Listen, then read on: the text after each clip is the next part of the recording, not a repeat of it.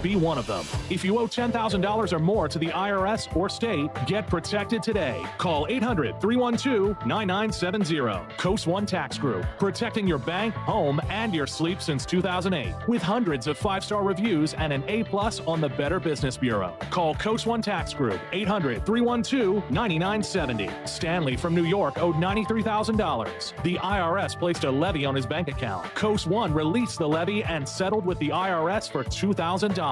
Mark in Michigan owed $225,000. After Coast One stepped in, Mark walked away paying less than $1,500. Call Coast One now. A 10-minute call can save you up to 93% on your back taxes. Get your fresh start today. That's 800-312-9970.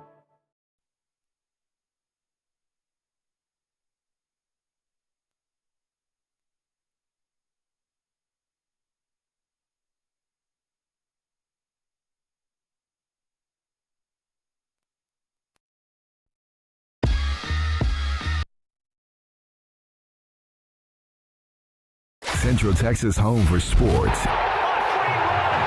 It's Centex Sports Network and Infinity Sports. Catch all your in-depth sports analysis with the best. The hottest sports show in the evening is Centex Primetime, hosted by Jalen, Gillis. Act like y'all. Weekdays 5 to 7. This is the Central Texas #1 leader in sports. Centex Sports Network. That's right, sports fans. We can talk about sports. And Infinity Sports. Central Texas home for sports. It's Centex Sports Network and Infinity Sports. KWBT-FM, HD2 Waco, Temple, Killeen, Fort Cavazos. The new leader in sports in Central Texas is Centex Sports Network and Infinity Sports. Holy what is that? It's time to get in the game. Do you know what time it is? Tune in to Primetime Sports Talk with Jalen Gillis. To me, you are nothing. Your go-to source for breaking sports news in Central Texas and exclusive Dallas Cowboys coverage. Well, start it up. Let's go. Catch us Monday through Thursday from 5 to 7 p.m. on the Centex Sports Network and Infinity Sports.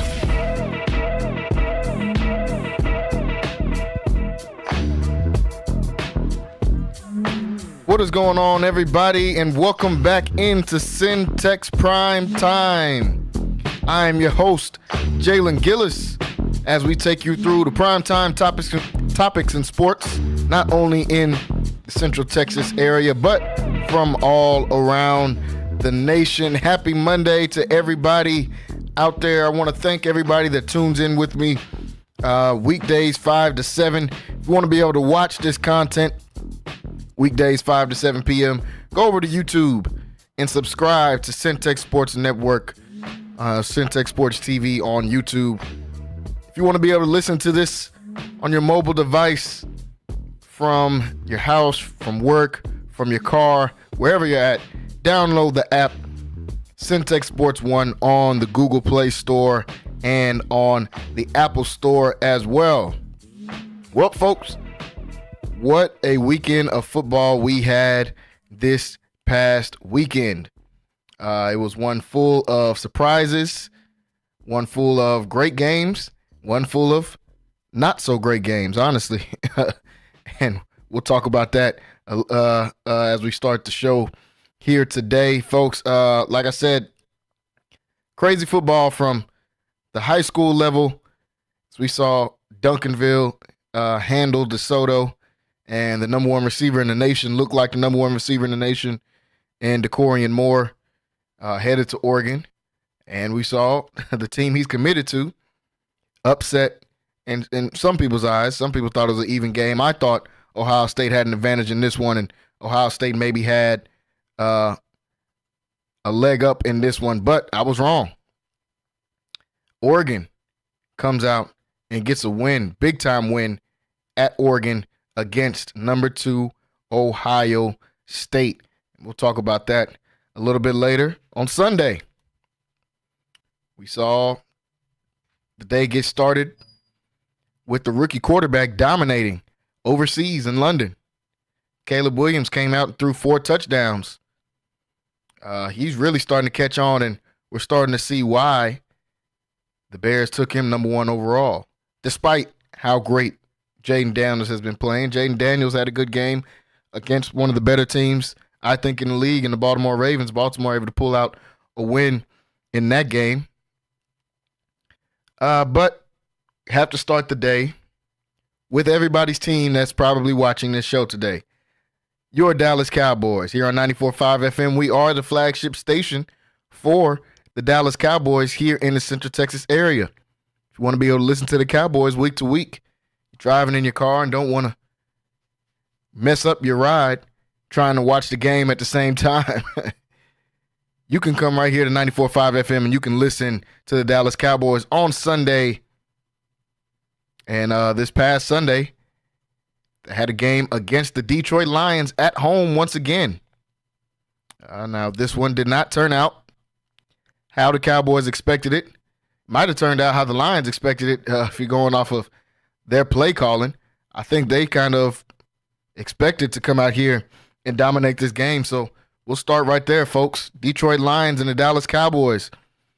47-9 win for the Detroit Lions over the Dallas Cowboys. I mean, this was bad.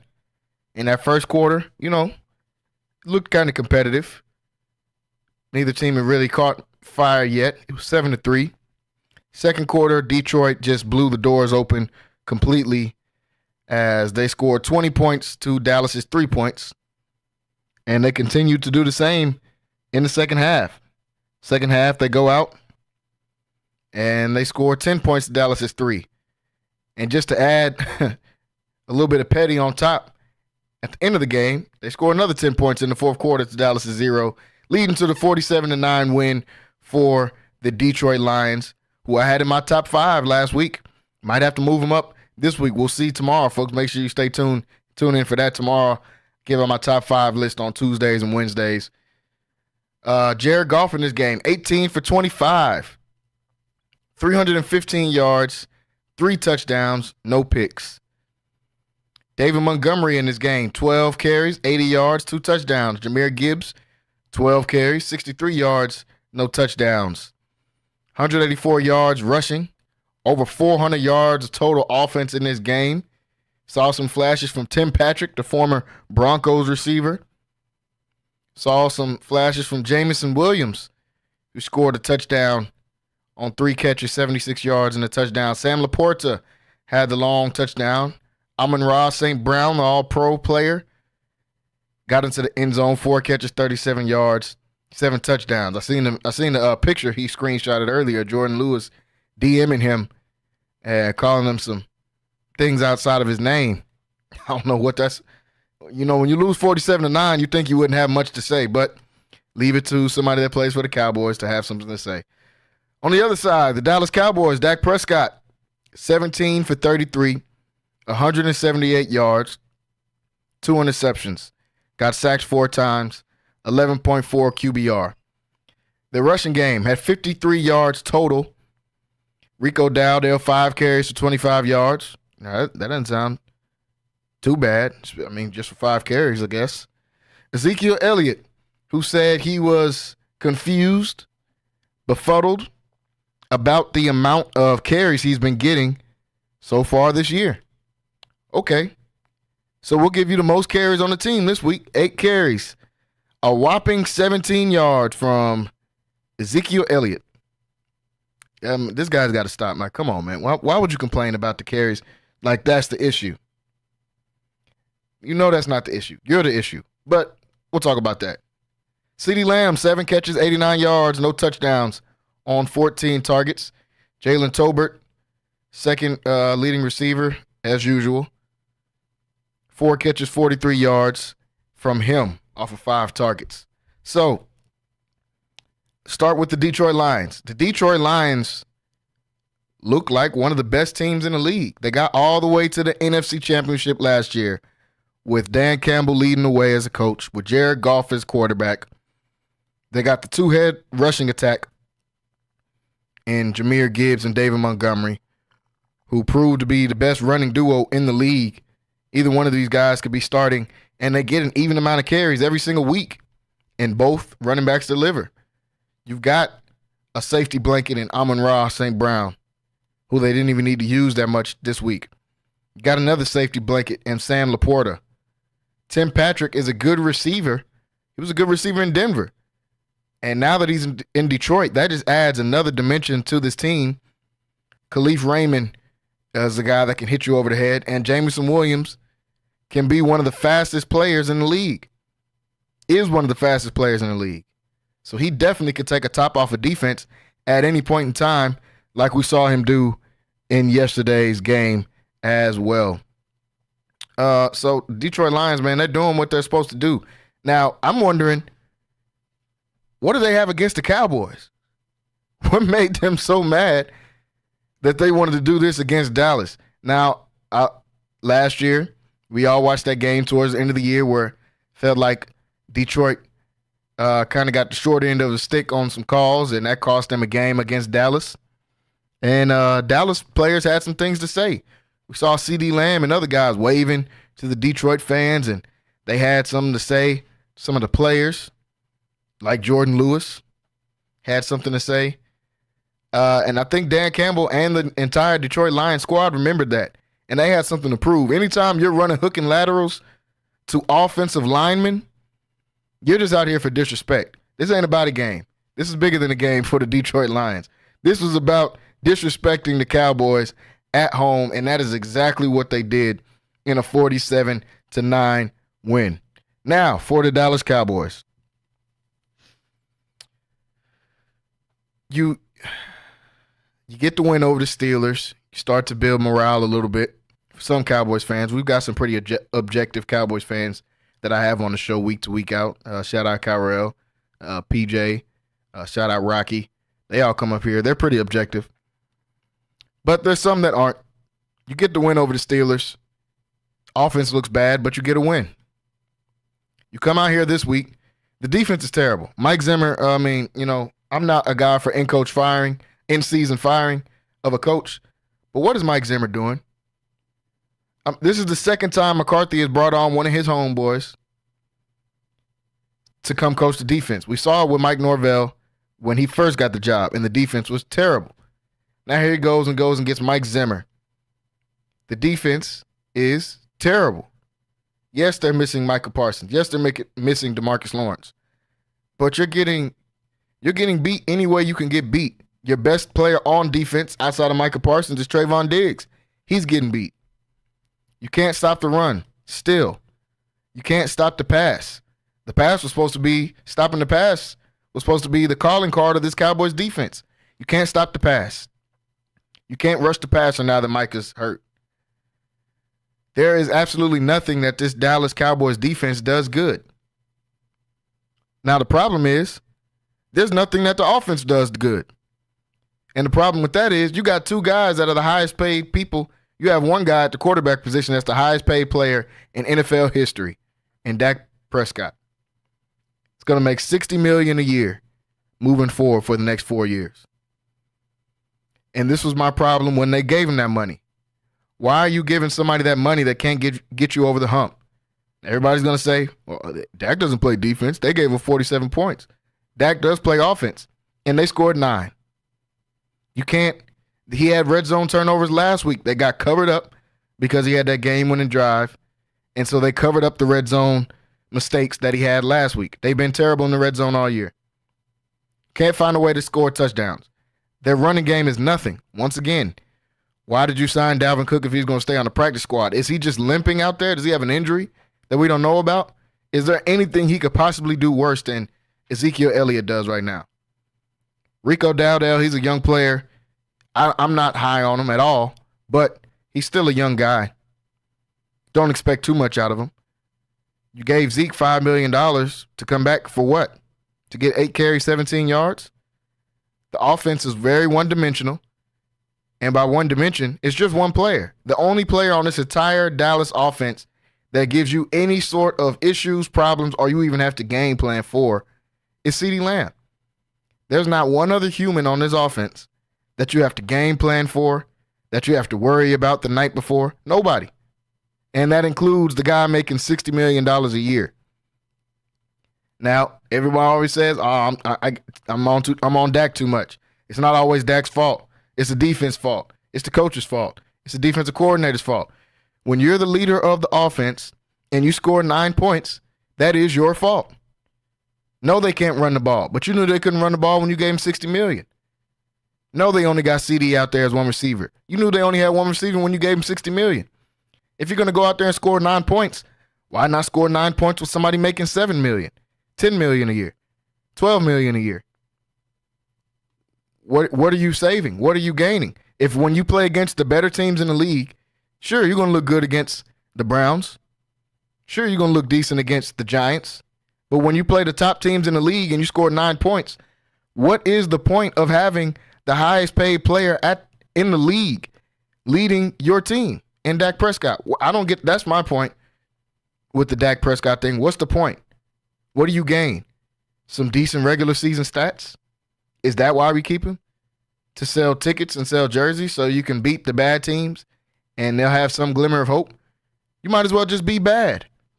You might as well just go out there with – I'm definitely not saying Trey Lance, but somebody go find the middle-of-the-pack quarterback, because that's what I think Dak is anyway. He's middle of the pack. People try to put him in their top 5 after he has a good game. He's not top 5. He's barely top 10. He's a middle-of-the-pack quarterback that's making the most money in the NFL. That's an issue. That is an issue. How will you be able to build your team? At this point, the Cowboys are handcuffed to only being able to build their team through the draft. If they don't draft great next year, they're going to be sorry again next year. It doesn't make sense. This is why you don't give Dak $60 million. You have to pay CD. CD's a top 5 receiver in the league. You got to pay CD, and he's young. Dak's not getting any better. He's been in the league a decade. He's not getting any better. If anything, he's getting worse. He's not going to get better from here on out. His arm is already noodle. What is the point? This is my argument with Cowboy fans. What is the point of giving this guy this much money if they're going to come out here and score 9 points when they play a team that's good? And a team that's good. Because we're not even going to say a defense that's good, because Detroit's defense isn't that good. No one looks at Detroit defense and says, man, that's the top unit in the league. We'll talk about Aiden Hutchinson in a second. Outside of him, who on that defense that is a top player in the league? Nobody. So when you can't score against those guys, what are you going to do when you play a top defense in the league? Well, we know what's going to happen because we've seen it. The Packers weren't a top defense in the league last year when the Cowboys got blown out at home. See, and they all need to give some fans some money back, man. Not all of it. Give them something, though. Give them a voucher for a T-shirt, because the last 4 home games that they've had to endure as Dallas Cowboys fans has been atrocious. They should get some type of money back for what they've had to sit through and witness, Jerry, as you watched this happen on your 82nd birthday and said you were shocked. How are you shocked? What is there to be shocked about? This is your team. You said there's not a decision that's made on this team that I'm not a part of. Okay. Here you are a part of this. They lose 47-9 on your 82nd birthday. You can't even turn up the same way you wanted to turn up for your 82nd because this happened. And we know how Jerry likes to turn up. You can't even do what you want to do all the way because you got this in the back of your mind of this team that you put together, of you giving Dak $60 million a year for him to do this, of you letting Mike McCarthy hire Mike Zimmer, knowing that they were one of the worst defenses in the league when he was with Minnesota his last few years in Minnesota. Then he comes in, brings all these old guys that used to play with him in Minnesota. Defense is terrible. All draft capital needs to be going to the defense, but you can't even do that because you got holes on offense. You draft a left tackle in the first round, that's going to be a bust. Tyler Smith is good. Zach Martin's aging. That's the only two good players on the O-line. Terrence Steele is as mid as it gets. Whoever's playing center is as mid as it gets. Jake Ferguson hadn't stepped up as that guy at tight end like you thought he would, or like some thought he would. I didn't think he would. I think he was just out there. You don't address the running game after struggling in the run game last year with Tony Pollard. Now, you made the right decision in not paying Tony Pollard. I wouldn't have paid him either. But you can't just go out there with nothing. You can't get blown out the way that the Cowboys did against Green Bay and come out and do nothing the next year. It makes no sense.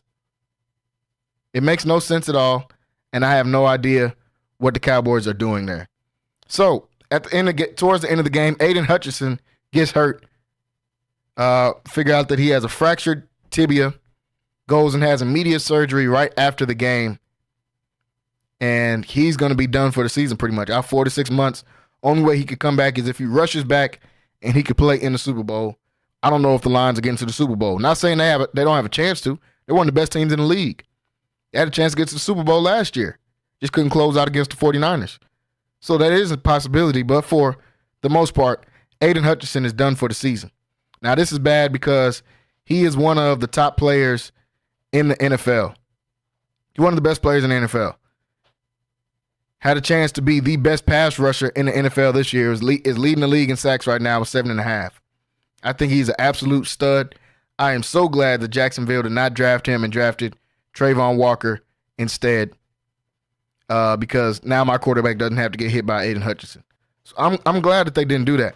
But that was a flagrant mistake by the Jacksonville Jaguars, which they have plenty of. They're another one of these teams that paid a quarterback for no reason, and now your team is where they're at. But Aiden Hutchinson, one of the best defensive players in the league, like I said, leading the league in sacks. He's going to be out for the season. This does affect the Detroit Lions. I'm wanting to see if they're going to come out and make a trade. We're right up on the trade deadline in Week 8. I want to see, will the Lions go out and make a trade? Will they go out and try to get another pass rusher? Because this is a Super Bowl caliber team. This is a Super Bowl caliber team this year, and you lose your best player on defense, and honestly, your only all-pro potential player on defense. They got some good guys that are young. Brian Branch, Arnold, they just drafted from Alabama. Jack Campbell at linebacker. Malcolm Rodriguez, a linebacker. They got some decent young players out there. But as far as stars, they only have one star on the defensive side of the ball, and it's Aiden Hutchinson. And losing him is going to be a big, big, big blow to the Detroit Lions, who have Super Bowl aspirations. It's that simple. They're 4-1. They've got a chance to get all the way to the big one this year. They lost in the NFC Championship last year. They got a chance to be able to get there this year. So, hate to see that, man. You hate to see somebody like Aiden Hutchinson, who has been ascending every year he's been in the league. He's been dominating since he was at Michigan and continue to dominate here in the league. He's fast. He's got power, size. Literally one of the best DNs in the league. It's only a few guys I'm even taking over him in the league. So he's on that short list of best defenders. So that definitely hurts the Lions. And like I said, I hope they go out and make a trade and try to make up for that loss, since they have such a good team this year. For the Dallas Cowboys, gotta ask, is the season over with? They're sitting at 3-3. They're at 500 in a extremely mid division. So they've got a chance to still go and try to win their division, still, even with all their flaws. Should they, though? Can they, though? That's the question. I'm not sure if they can. The Cowboys are on a short list in the league of teams that have been blown out multiple times in this league, multiple times so far this year. It's only been 6 games. Only the Panthers and Jacksonville have been blown out 2 to 3 times already this year. Just completely blown out. And the Cowboys have some of the worst ones. When you look at the Saints, when you look at what happened to them yesterday, it's tough. It's tough to go out here and see, and it's tough it's crazy that they're doing it at home. They got blown out by Baltimore really too, but they started scoring in the fourth quarter and made that game look close, but it was a blowout from start to finish in that game as well.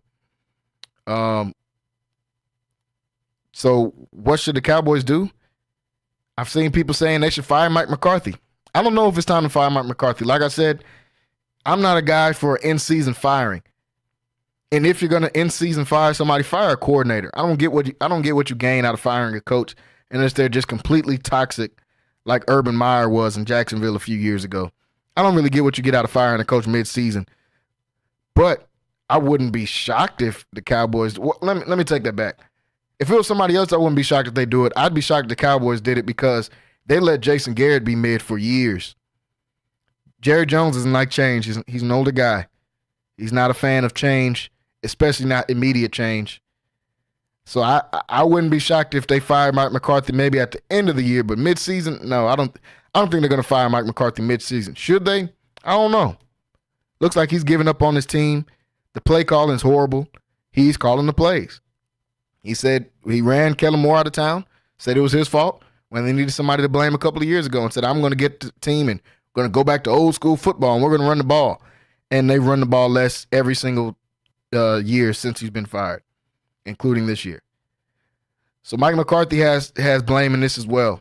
This isn't all on Dak. Dak plays a part of it, definitely, when he's the highest paid person out there in the Cowboys organization outside of Jerry Jones. He definitely plays a part in it. Mike McCarthy has a part in this too. Jerry Jones plays a huge part in this, but what is he going to do, fire himself? It's really all Jerry's fault. Kyrell tells you every time he comes on the show, and Kyrell's going to join us in hour number 2. This is always Jerry's fault. It's going to keep being Jerry's fault. When he came out and said, I'm a part of every decision being made with the Dallas Cowboys, that should let y'all know right there this is all his fault. Because no owner should have decision-making in football agendas. Because you're not a football coach. You're an owner. There's nobody that was a coach and became an owner. Those are two different things. You are good enough in the business world to own a team. That has nothing to do with your football acumen. And if you keep making decisions for this team, they're going to keep losing. It's just that simple. It's the reason the Cowboys been losing my whole life. I'm 28. They've been losing my entire life. Last time they won a Super Bowl was the year I was born in 1995.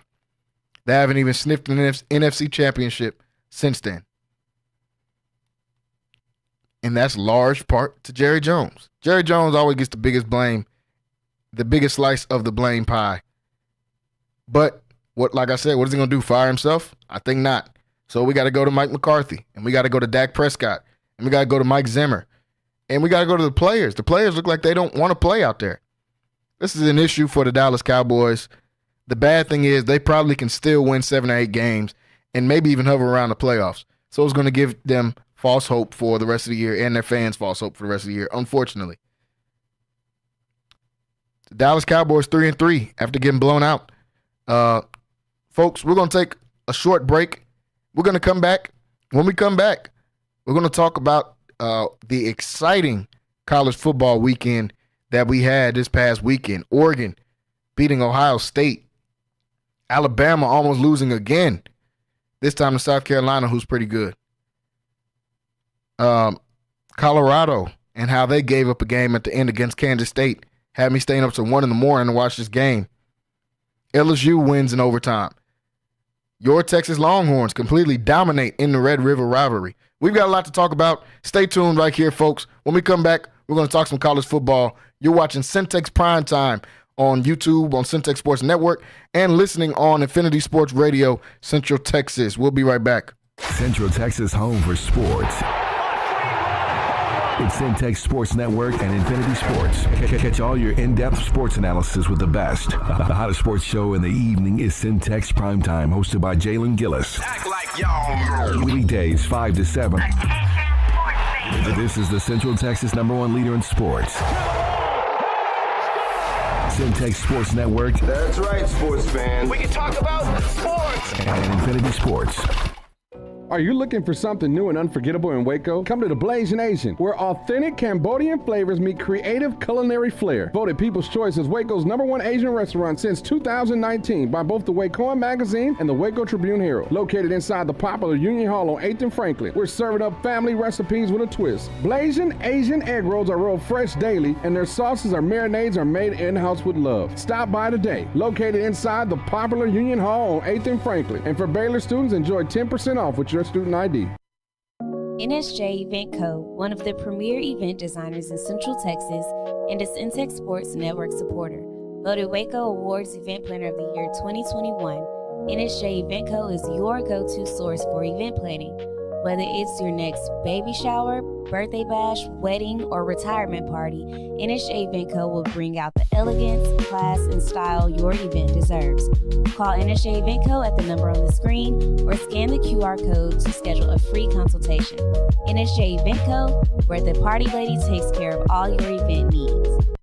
The East Waco Empowerment Project, along with City Center Waco, is hosting WeBo, Workshop and Business Opportunity, to help create more entrepreneurs. Business owners like Aniceto Charles of True Jamaica Restaurant and Carla Dotson of Boardwalk on Elm attended WeBo to develop their business ideas into successful Black-owned businesses right in the heart of East Waco. WeBo can also help you turn your side hustle or business idea into the next thriving Black-owned business in our community. If you would like to attend this 10-week intense entrepreneurial workshop, go to WeBoWaco.org. That's WIBO Waco.ord. Space.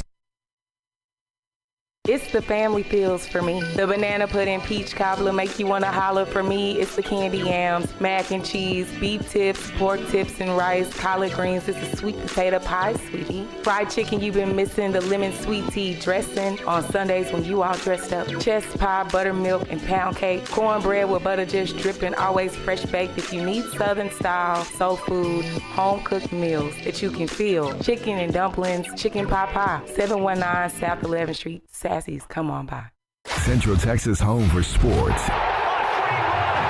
It's Centex Sports Network and Infinity Sports. Catch all your in-depth sports analysis with the best. The hottest sports show in the evening is Centex Primetime, hosted by Jalen Gillis. Act like y'all. Weekdays 5 to 7. This is the Central Texas #1 leader in sports. Centex Sports Network. That's right, sports fans. We can talk about sports. And Infinity Sports. Central Texas home for sports. It's Centex Sports Network and Infinity Sports. KWBT-FM, HD2 Waco, Temple, Killeen, Fort Cavazos. The new leader in sports in Central Texas is Centex Sports Network and Infinity Sports. This is live from the Centex Sports Network and Infinity Sports Studios. That's right, sports fans. About to show these boys how we do it. You ready? Tune in to Primetime Sports Talk with Jalen Gillis, your go-to source for breaking sports news in Central Texas and exclusive Dallas Cowboys coverage on the Centex Sports Network and Infinity Sports.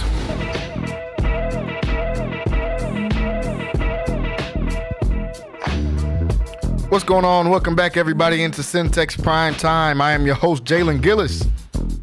We just got done talking about first half of hour number 1, the Dallas Cowboys and some of the issues that they're going through. And we could talk about that all day. And we're going to talk about it some more in hour number 2 when I get Kyrell on here on the show with me. I want to thank everybody for tuning in. Thank everybody for tuning in with me so far today. As always, subscribe over to the YouTube, Centex Sports Network or Centex Sports TV on YouTube, or download the app Centex Sports 1 to be able to listen to this 5 to 7 Monday through Thursday. Well, folks, Cowboys weren't the only one to play this weekend. We actually had an incredible slate of college games. That October 12th weekend has been being talked about since the beginning of the season. Everyone had been saying October 12th, October 12th. It seems like it's going to be a crazy weekend in college football. And I can't even lie, folks. It lived up to the hype. It truly, truly lived up to the hype. When you think about top 5 teams facing each other in Ohio State and Oregon, when you think about Texas and Oklahoma and the Red River rivalry, Penn State, USC lived up to the hype. South Carolina and Alabama ended up being a good game. Tennessee pulled out a game against Florida. Ole Miss and LSU went to OT. Shout out Kyron Lacey getting that game winning touchdown. Shout out Death Valley for just being turned up at all times, man. Every time you see that crowd, I mean, it's ridiculous. My little sister goes out there and she can attest to how crazy that crowd is out there in LSU. Just great games across everything. Surprising games. BYU still staying undefeated, blowing out Arizona. The Heisman front runner, Ashton Genty, leading Boise State to another win as they beat Hawaii. He had 31 carries, 217 yards. The Kansas State and Colorado game was a great game all the way to the end. I'm disappointed in how it ended because Colorado had a chance to win that game and blew it at the end by porous defense once again. So I'll go through some of these games we got to see in college football this last weekend. Let's start with the best game of the entire weekend. Ohio State versus Oregon. Ohio State coming in at number 2 in the nation. Oregon coming in number 3 in the nation. This was everything we expected it to be. We saw College Game Day out there. Now, College Game Day starts at 8 o'clock here Central Time, 9 o'clock Eastern Time. They had to start college game day at 6 o'clock Western time, Pacific time, because of the program's got to run at the same time that it always runs on Saturdays. 6 a.m. and that college game day was packed. I'm wondering, did the kids go to sleep? I'm wondering, like, what did they do? Did they stay up all night? Knowing college kids is probably what they did. Because there's no way you woke up at 4 o'clock to get in there. And then the production crew. Did you have to just fly in and not go to sleep either? Because you got to start setting up. We're in production, so I know how much time that takes. You're going to need a few hours, more than a few hours, to set up the type of production that college game day does. And it started at 6 o'clock, so shout out to them for pulling that off. But the crowd was electric from the start of the day and game day all the way to when the game started and ended. That Oregon crowd was absolutely electric out there. It's been a while since I've seen a crowd like that, especially at Oregon. They take on Ohio State, one of the most talented teams in the league outside of Texas. I think the most talented team in the nation. And this game was back and forth. It's exactly what we expected. It had its ebbs and flows. Ohio State had some leads. Oregon had its leads. Oregon scored towards the end of the game to give them what ended up being the game-winning touchdown. Shout out to the Texas boy, Evan Stewart, somebody that I was upset that he didn't choose Texas after he left A&M. Never knew why he went to A&M. After he left A&M, decided to go to Oregon, and he completely dominated in this game, man. Evan Stewart showing why he is one of them ones, not just a TikToker. He's definitely one of them ones on the football field as well, as he torched one of the top corners, what would have been the top corner probably coming out of the draft last year in Denzel Burke if he would have came out the draft, but he stayed, and he got torched by Evan Stewart. Travion Henderson in this game, 16 carries, 87 yards. Quinshon Judkins, 11 carries, 23 yards. You know, they got a dynamic running back duo over there. Jordan James for Oregon, 23 carries, 115 yards, and a touchdown. He had a great game. Dylan Gabriel, one of these guys, been in college football for 20 years. At least what it seems like. He went 23 for 34, 341 yards, 2 touchdowns. Had a great game. Rushed for a big-time touchdown late in that game. Will Howard, 28 for 35, 326 yards, 2 touchdowns. He had a good game until it got to that last drive and made a complete bonehead play and decided to run with only 10 seconds, less than 10 seconds left, decided to take off running, and as he ran, the clock expired, and that's how the game ended. Dan Lanning pulled a slick move, putting 12 men on the field, 10 seconds left in the game. He put 12 men on the field so they wouldn't give up a big play, knowing they would get penalized, but the penalty is only going to be 5 yards, and they're not going to put any time back on the clock. So he took 4 or 5 seconds off the clock, didn't give up a big play, and only gave up 5 yards. That sounds like a win. Crafty move there by Dan Lanning, but it ended up working because, like I just said, Will Howard tried to run the ball on the next play and ran out of time there, and that's how that game ended. Terrible way for it to end, especially if you had Ohio State on your parlays this weekend, which I didn't. If you had Ohio State on there, though, that definitely hurt. But, man, what a great game. Game that came all the way down to the end. Oregon, we got to give them their respect. I thought Oregon wouldn't last in this Big Ten. I thought at least not against Ohio State. I thought Ohio State would come out and dominate, honestly. I knew it would be a close game, but I thought at the end, Ohio State would just have too much talent. And Oregon proved that they are just as talented. Now, they lost one of their receivers after doing something ridiculous. He tried to spit on one of the corners for Ohio State. It's crazy. Why are you spitting on somebody in the middle of a game, man? Hey, some of these young dudes, man, their brain is not wired right. Their brain is not wired right. Why are you spitting on somebody? Then he was in the tunnel after he got ejected, slinging his helmet around and throwing his helmet and stuff. Bro, you the one that did it. What are you mad about? Did nobody make you spit on somebody? You spit on somebody.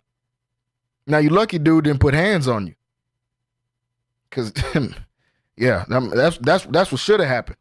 Somebody should have put hands on you spitting on somebody, bro. That's one of the worst things you can do. If he gets ejected, Oregon still fights through that. They still got Evan Stewart out there. They still got Tez Johnson. Still had Terrence Ferguson, who had a good game, 4 catches, 62 yards. Jeremiah Smith on the Ohio State side, 9 catches, 100 yards, and a touchdown. I still can't believe this kid's a freshman. Him and Ryan Williams every single week. It's crazy to watch And I seen Jeremiah Smith say that him and Ryan Williams are the best two receivers in college football, even though they're both freshmen. It's hard to dispute that. Week in and week out, they're on SportsCenter. They're doing something ridiculous. Jeremiah Smith was unguardable in this game, honestly, as he's been in every game. One of the top players, he just happens to be a freshman, him and Ryan Williams. Definitely got to give them a shout-out. But shout out to Dan Lanning and these Oregon Ducks, man. They pulled out a great win. And this was a great game that kind of ended off the night. And now to the game now earlier than that. Texas and Oklahoma, the Red River rivalry. If you were anywhere on I-35 this entire weekend, all you saw was UT fans, or depending on what part of 35, you saw OU fans too. But everybody seemed like they were at this game. The game was jam-packed. The game did not live up to the hype, but Texas lived up to the hype. Quinn Ewers made his return against the Oklahoma Sooners in this game. Goes 20 for 29, 199 yards, 1 touchdown, 1 pick. Looked kind of rusty out there, but he's been gone for a few weeks, so expect him to look rusty. The Central Texas product, Trey Wisner, a kid that I've been getting to watch, that I've gotten a chance to watch since he was a freshman in high school, when he was at Conley. We covered Conley for about 4 or 5 years. So I got to cover his entire time at Conley. And he's been special from day one. Looked special again in this game. And to see him coming into his own week in and week out has been special to watch. Shout out Trey Wisner. He had 13 carries, 118 yards, and a touchdown in this game. Gunnar Helm, 5 catches, 91 yards, and a touchdown. Ryan Wingo looked good out there. Isaiah Bond didn't even get involved that much in this game and still blew out Oklahoma. On the Oklahoma side, really nothing to write home about. They put in the freshman Michael Hawkins Jr. as they benched Jackson Arnold last week. Now it'll be interesting to see if they continue to bench Jackson Arnold because the freshman didn't do too great. I think he's got talent, but he's still a freshman. Y'all gonna put him out there in the Red River rivalry. It's kind of crazy. This ain't Caleb Williams. Last time y'all did that, y'all did it with Caleb Williams. That ain't Caleb Williams out there. So you got to be careful doing that. I think they should give Jackson Arnold another shot. But I didn't expect Oklahoma to win in this game. I did expect it to be a game, though, because this is such a rivalry. Texas came out and looked like the number one team, man. Can't take anything away from Texas. They dominated from start to finish. Dominated. And they got about 4 Central Texas boys on this team. So, of course, I'm going to root for them. In this game, at least. I'm going to root for them. Texas, they're the best team in the nation. They are the best team in the nation right now. They're at number 1 for a reason. The college football rankings got changed around a little bit. Pretty much Oregon and Ohio State kind of just flip places as Ohio State drops to number 4. Oregon goes to number 2. Texas at number 1. Penn State, after a great win against USC. Now, Penn State was losing in this game. And I was already ready to come out here and get on James Franklin because he seems to always lose in these big games. But they came back and found a way to pull out a win in that game against Penn State, against USC. So I can't fault them. They're 6-0.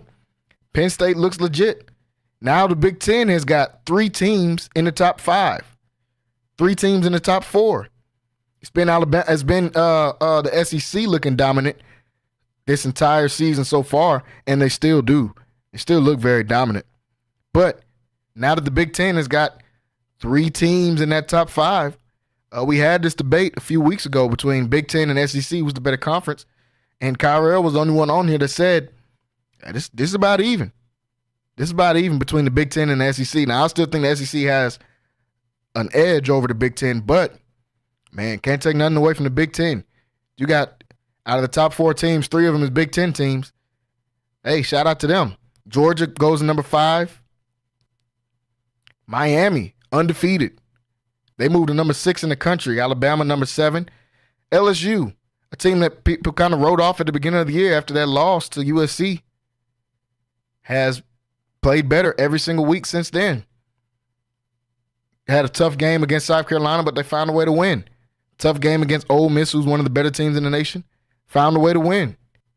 Kyron Lacey with the game-winning touchdown. Might be the next on this tree of LSU receivers, who we talked about last week as being the best in the league in the NFL, which they are. You got Jettas, Malik Neighbors, Jamar Chase, Terry McLaurin. I mean, come on. Brian Thomas looks like a guy out there in Jacksonville. Something in the water in Louisiana that's making receivers. Kyron Lacey looks like the next one. Iowa State from the Big 12. Only Big 12 team in the top 10. Now there's 2 in the top 15 now that BYU's moved up. Iowa State's moved up to number 9 in the nation. Clemson has come back. After we wrote Clemson off after getting beat down by Georgia, Cade Klubnik has looked a lot better. Got to give respect because we got on him in that first couple weeks for not looking too great. But Clemson, after getting a win this past weekend against Wake Forest, has moved up. Now, they're in the ACC, so their schedule is not tough. Schedule is not going to be tough the rest of the year. It hasn't been tough, honestly, this entire year outside of Georgia. So Clemson's got a chance to make some noise in that college football playoffs. Will they? I don't think so. They're not playing top-tier talent week in and week out. The toughest team they got left on the schedule is Pitt, who's number 20. South Carolina, who's not ranked but has given teams tough games. They got a pretty good D-line, if nothing else. But Clemson in at number 10 right now. Tennessee, 11. Even though they got a win, they dropped. Notre Dame at number 12. BYU, undefeated, man. I did not expect BYU to be undefeated this long. And they got a pretty decent squad. I still think Baylor should have beat them, which they should have, but hey, shoulda, coulda, woulda. BYU is undefeated. They're 6-0, sitting at number 13. A&M, another team we talked about at the beginning of the year. Didn't expect much out of them. They're sitting at number 14 right now, 5-1. Boise State, they're only going to move up because I don't see them losing with Ashton Jeanty in at running back, the guy that should win the Heisman, and they're playing lesser talent week in and week out, so I don't even see them losing. So Boise State's probably only going to move up in the rankings from week in and week out. Shout out Indiana. They're 6-0 coming in to this week now. Number 16 in the country. Kansas State moves back up to number 17 after taking care of business against Colorado. Ole Miss drops to 18. Shout out SMU, 5-1 in at number 21. Pittsburgh undefeated at 6-0. They're at number 20. Army and Navy still undefeated. Been a long time since Army and Navy have both been undefeated. Army at number 23, Navy at 5-0. Shout out to those military schools, man. They're doing their thing so far this year. Another game I wanted to talk about, Colorado and Kansas State. Now, Colorado have put together a pretty good game in this one, and I thought they had a chance to win. And they did have a chance to win. After getting that pick, that was almost a pick six in the fourth quarter, Colorado with the go-ahead touchdown with about 4 or 5 minutes left. Kansas State goes immediately down the field and scores. This Colorado defense did not help them out, man. And, the defense couldn't really stop the run all night. DJ Giddings did whatever he wanted to do, including at the end of the game. 25 carries, 182 yards for DJ Giddings of Kansas State. Dylan Edwards had some moments, too, where he shined. 7 carries, 21 yards, and a touchdown. Also had 3 catches for 27 yards in this game. Shedeur Sanders, another great game, man. I was hoping they would win this one so we could get on here and talk about how great of a game Shedeur Sanders was having. But they weren't able to pull it out, man. And Shedeur, he held the ball too long on some of those plays. Some of those sacks are by him, like we've seen last year and this year. Some of those sacks are his fault, holding the ball too long. And he threw a pick as well. But he did play good, though. I'm not going to get on Shedeur too much. 34 for 40, 388 yards. He made plays when it was time to make plays. Travis Hunter got hurt in this game, and all the questions of can a guy stay healthy playing that many minutes are going to rise once again, as he had a shoulder stinger that knocked him out of the game. Jimmy Horn wasn't able to go in this game or got hurt in this game as well. The running game went back to looking like the old running game from Colorado. Only 21 yards rushing for Colorado in this game. And on the other side, 185 yards from, really over 200 yards rushing. If you take out the minus yards from the sacks from Johnson, over 200 yards rushing for Kansas State. Huge difference, and that was the difference in the game. Now, Omarion Miller played good in this game. Will Shepherd, we saw him with some more drops once again. But he did make up for it with a touchdown. LaJohntay Wester found a way to get in the end zone twice. Again, LaJohntay Wester has been playing good. Got to see some more Draylen Miller after the injuries to Travis Hunter and Jimmy Horn. Hopefully they can get Draylen Miller more involved. I think he can be a big part of that offense for him. But Amarion Miller played great. 8 catches, 145 yards in this game. Shiloh Sanders did not look healthy. And he just doesn't look good, y'all. I said it before when he was hurt. Before he got hurt, man. It's time to just say Shiloh's not that good, man. There's nothing wrong with it. There's nothing wrong with it.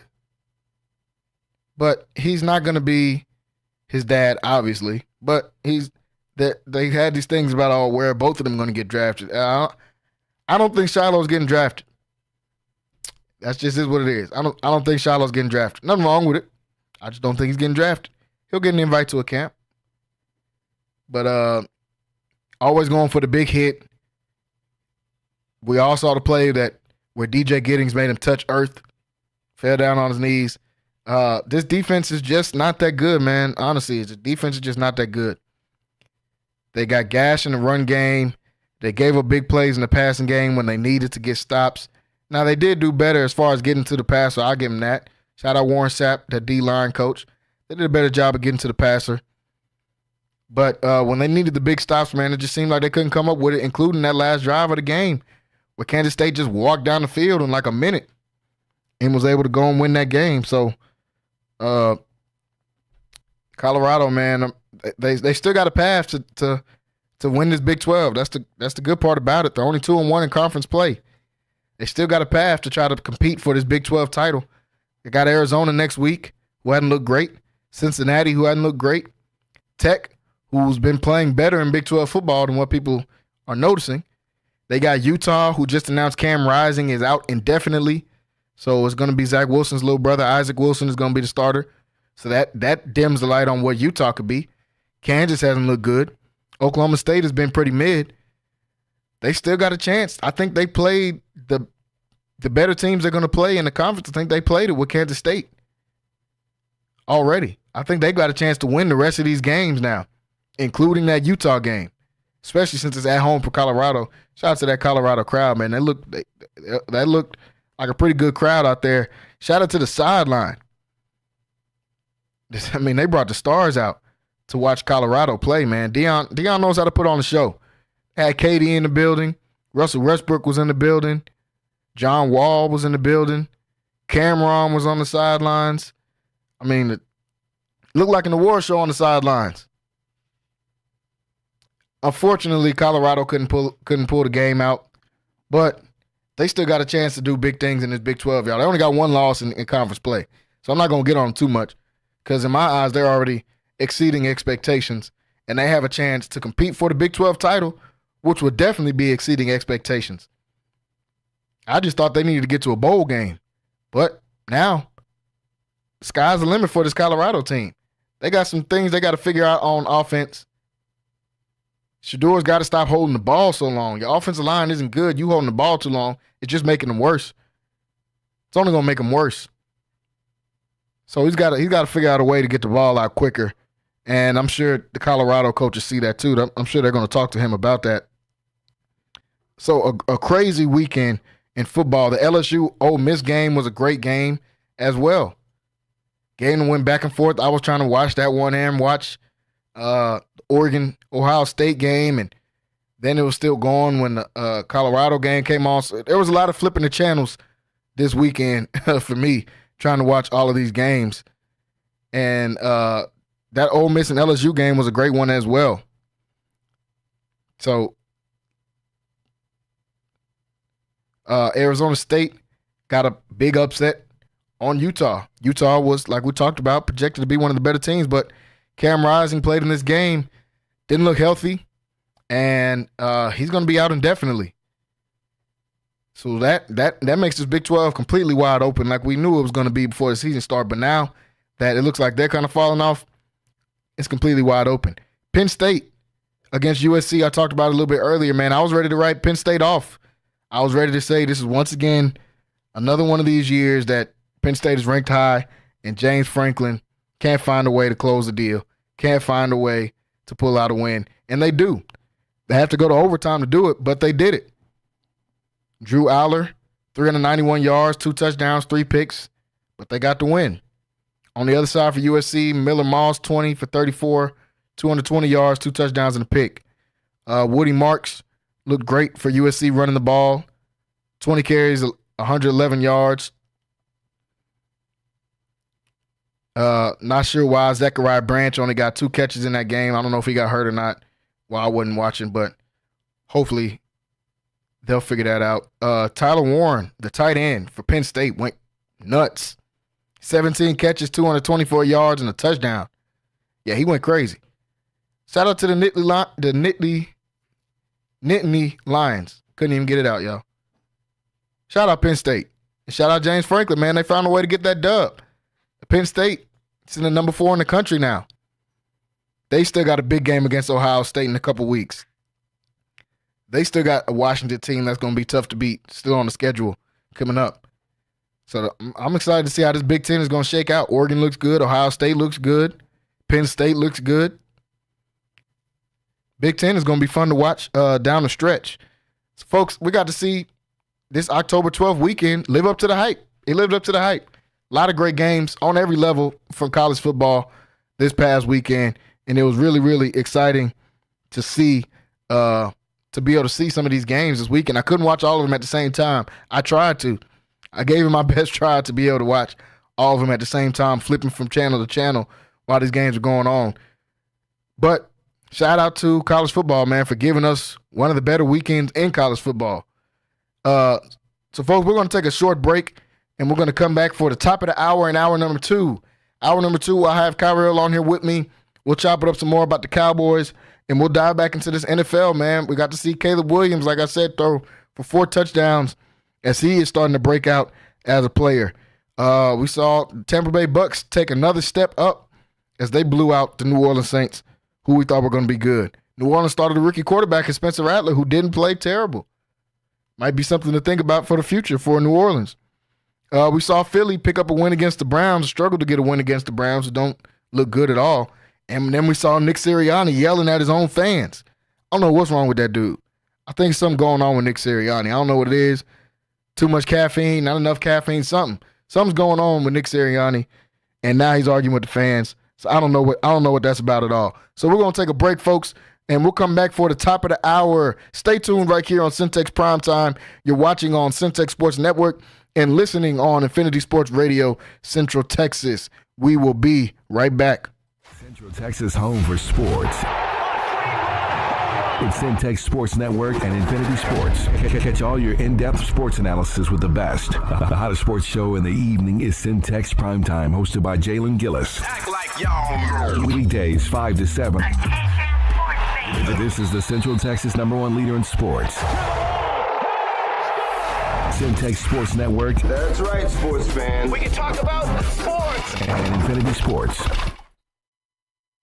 Are you looking for something new and unforgettable in Waco? Come to the Blazing Asian, where authentic Cambodian flavors meet creative culinary flair. Voted People's Choice as Waco's #1 Asian restaurant since 2019 by both the Wacoan Magazine and the Waco Tribune Herald. Located inside the popular Union Hall on 8th and Franklin, we're serving up family recipes with a twist. Blazing Asian egg rolls are rolled fresh daily, and their sauces or marinades are made in-house with love. Stop by today. Located inside the popular Union Hall on 8th and Franklin. And for Baylor students, enjoy 10% off with your student ID.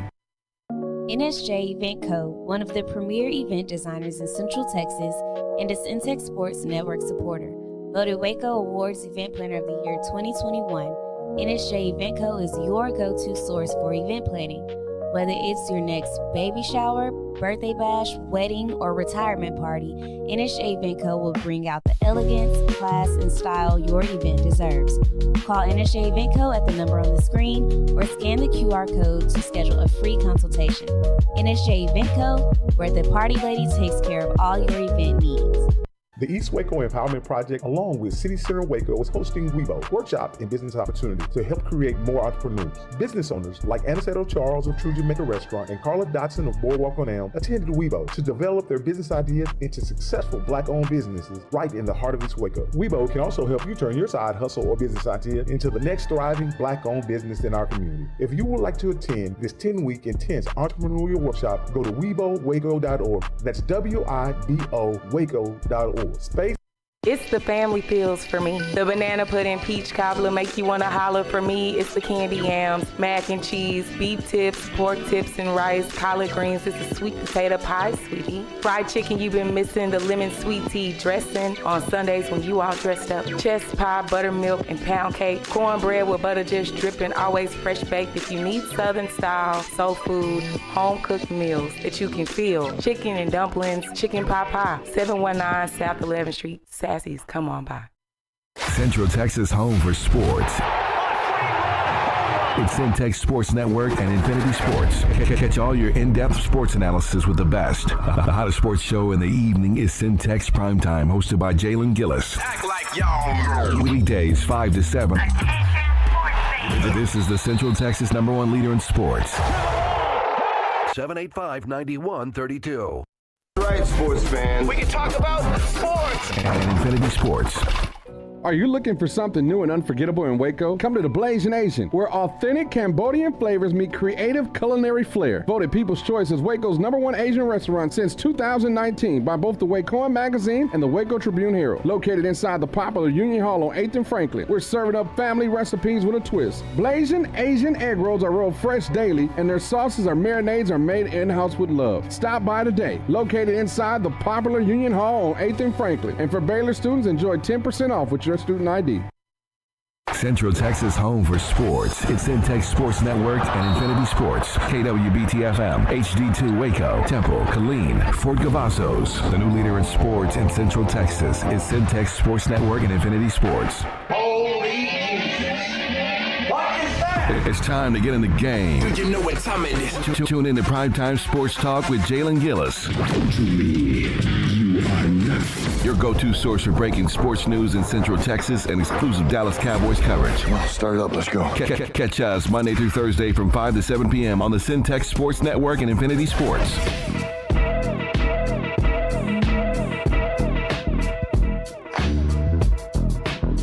What's going on, everybody, and welcome back to Centex Prime Time, hour number 2, here on this beautiful Monday evening. Hope everybody is doing well today.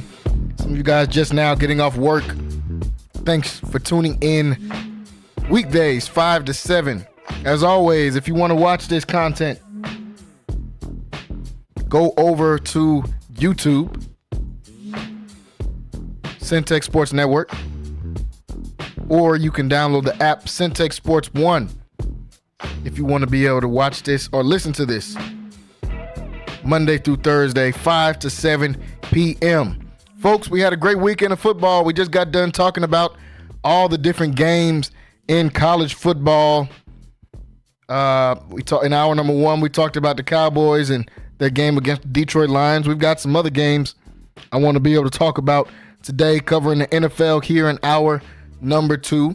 We've got the Jets and the Bills tonight, which is surprisingly a lot riding on this game. A chance to win the division for both teams in this game. So we'll talk about that game a little bit later as we break that one down. But after all the drama with New York and firing their coach and blaming Woody Johnson, some people blaming Robert Saleh, some people blaming Aaron Rodgers, whoever you want to blame. Big game tonight against Josh Allen and the Buffalo Bills coming up in about an hour and 15 minutes. So I'm excited to be able to watch that one. Here in number 2, got a friend of the show joining me, Kyrell Gibson, going to be on here to talk about these games we saw on the NFL weekend this past weekend. Kyrell, what's going on? Hey, what's going on, man? What's going on? Hey, nothing much. Sound a little somber there, man. It could be the weekend that we saw for the Dallas Cowboys, or maybe it's something else. I know what you're talking about. I sound fine, bro. I'm actually in a good mood. Hey, well, that's good. That's good. Let's get on here and talk about these games, man. So in hour number one, we talked about the Cowboys, and I got to have an entire rant to myself. So I'll let you go ahead and talk about these Dallas Cowboys, man, and the blowout. Don't have to really talk about much about the blowout. That just is what it is. But what's going on with the Cowboys? We could talk about that. What's going on with the Cowboys? Was this just too much Detroit Lions, or was this bad Cowboys? What's going on in your opinion? So now Detroit to me took the mantle as most talented team in the league from San Francisco last year. They have with Brian Branch, ever since he came in the fold, you're not really, his name's not getting thrown around a whole lot with this time. He was a playmaker all over the field. But man, I don't know what there's to talk about. This season's a wash.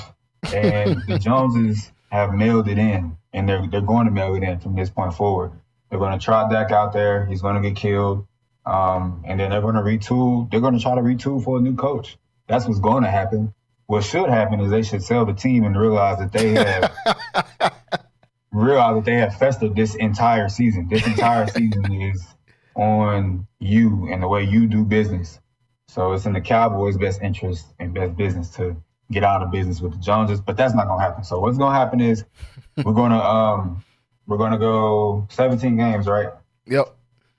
I don't know if we'll win another game, but I mean, we'll probably beat the bottom feeders, honestly. Like Pittsburgh is really one of those, but we're not going to. I don't know how. We all don't understand. Nobody understands. Nobody gets it. They find a way to win. They just there. All right, so that's something that's out in the world right now that's happening. But this season is a wash, man. The Joneses are showing you that that's the case, and that is the case. It's fact. Like, we don't have the talent. We don't have from the players end or on the coaches end to actually compete at a championship level. We'll still build. The NFC East are still going to be battles this year, right? Yep. Like, we do. I won't say we're going to miss the playoffs, but the Joneses are. If we go 4 and whatever, if we win 4 games total, or if we win 9 games and make the playoffs, this season makes no difference for the Joneses, bro. Like, this season is such a wash in terms of talent, coaching. Everybody's going to be gone because as soon as it heats up, and now that Jerry's like half the city's like, oh yeah. Like, we know we always say this, but today we mean it. Like people was mad, bro. And I'm mad too. And this whole thing was created by the Joneses, literally with their timing of signing contracts, keeping players out of, players are going to do what's in their best interest. So you have to work against them in a way. Give them what they want. You got these dudes holding out, missing time, and I don't understand it. Like, it's one, I mean, you just look at, he's performing well, right? Because he's him, but that team isn't in a great spot. They got to play the Giants last night, but two teams of players that had held out and were experiencing contract stuff all off season are, the one looks like the worst team, the other one is just playing. They just can't win games. So you look at the Bengals and the Cowboys, and I just think man, all that is on ownership. Every ounce of that is on ownership. Y'all want to focus, and this is an unfocused football team. They don't respect Mike McCarthy. Really. And that's another point. No matter who comes in, man, it's not going to matter. It's not going to matter. Peyton Manning, Tom Brady, Joe Montana, if they had to play under Jerry Jones, they'd all have 0 Super Bowls. Because it's not about football. It's not about football, and it'll never be about football. How many times have we said it over the years? Why is this man doing interviews after, what owner does that? What owner has a press conference after it's not about football, and the fact that that you're the GM and you and Steven are this, man, it's just goodness gracious. It is what it is. So I'm interested in the draft, bro. But I'm going to pay attention to the season. I hope Dak is progresses this year. Like, he throws so many picks and he just gets super cold, because I think that's what's gonna happen in these little twilight years he got, bro. But I don't know, man. I'm looking for a positive angle, and because hard to find one. Talking about, it's not one, man. Like, we lose to the same type of teams beat us. the more physical, dynamic offense beats us every time. Like it's the the hires. These are also, we went with Mike McCarthy, man. Everybody in the league is going with younger options, like, and here we are with 60 whatever Mike McCarthy. Now I don't want to be one of those, but it's just one of those people that's says you can't do it at age. But I just want to say, man. Oh, excuse me, that's pepper. I just want to say, man, like we have to get younger. Mike Zimmer looks like he's behind the curve, like he was out of the league for 10 years or whatever it was. 2 or 3 years. I thought he coached Brett Favre, man. So I don't know what he was doing. Man, yeah, these dudes gotta. Yeah, it's a wash. I don't know what you do. You got your players left. Just rinse it out, man. I would trade. I was on the. Nah, you can't make no trades, man. You can't make. But I do got something to say about these Lions fans too, man. I know I'm on a rant, like just mumbling right now. Go ahead. The Lions. Who else, bro? Who's another team I was saying? Yeah, really just Detroit and that fan base, and like all and really the players and football team too, man.